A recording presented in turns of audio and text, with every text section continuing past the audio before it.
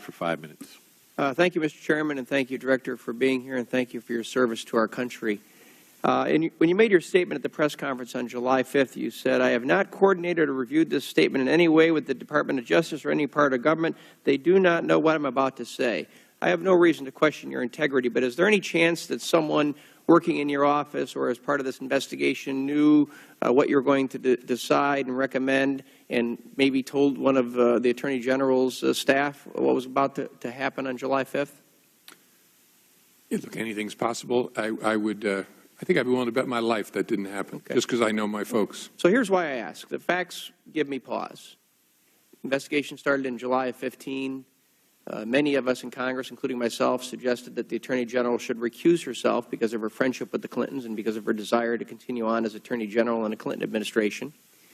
Then she had the fortuitous meeting on the airplane with former President Clinton on June 30th.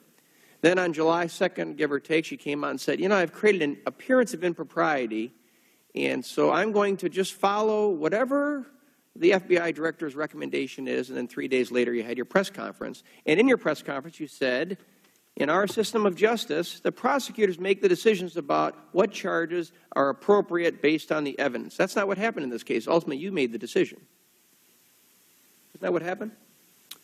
Well, look, I made public my recommendation. The decision to decline the case was made at the Justice Department. But before you had that press conference, you knew, based on the Attorney General's public comments, that she was going to follow whatever you recommended. So ultimately, you made the decision in this case as to whether or not charges should be filed against Secretary Clinton. Isn't that the reality of what happened? I think that's a fair characterization. The only thing I'd add to that is I think she said, I don't remember exactly, that she would defer to the FBI and the career prosecutors at the Department of Justice. But look, I knew that once I made public the FBI's view that this wasn't a prosecutable case, that there was virtually zero chance that the Department of Justice was going to go in a different direction. But part of my decision was based on my prediction that there was no way the Department of Justice would prosecute on these facts in any event. So I think your characterization is fair, but I just wanted to add that color to it.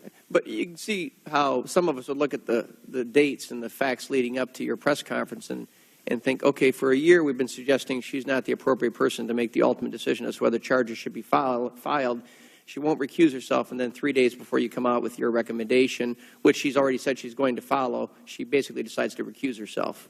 Those facts give me pause. Yeah, I get why folks would ask about that, but I actually think there are two dates that matter. I think, right, but what generated that was the controversy around her meeting with President Clinton, not the interview with Secretary Clinton. That's a whole other discussion. So let's talk about Cheryl Mills. So you've said earlier today that it really wasn't up to you to weigh in on whether there's a conflict for Ms. Mills to act as Secretary Clinton's lawyer in the interview.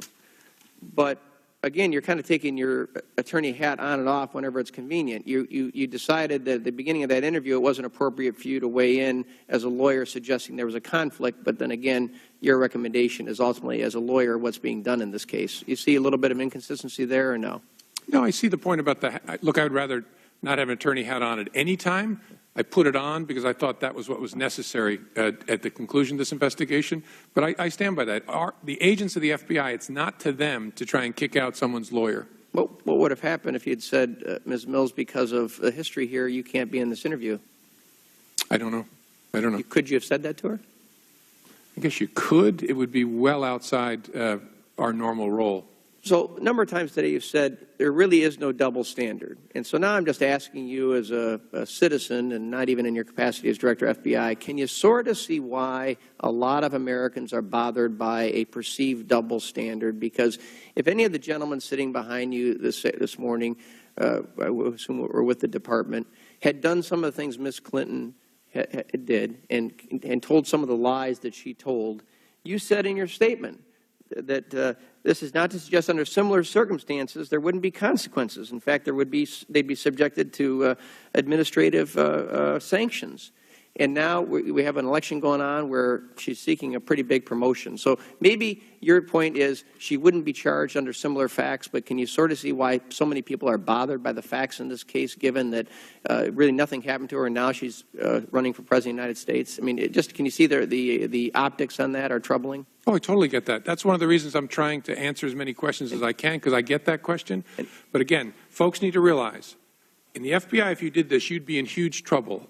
I'm certain of that. You'd be disciplined in some serious way. You might be fired. I'm also certain you would not be prosecuted criminally on these facts. And you've said that, and I appreciate that. Let me just ask one quick question because I'm out of time. But Mr. Bishop started to talk about this, and his district is affected as well in Michigan. But my district in southeast Michigan has the third largest settlement of Syrian refugees of any city in the country behind San Diego and Chicago. That's Troy, Michigan.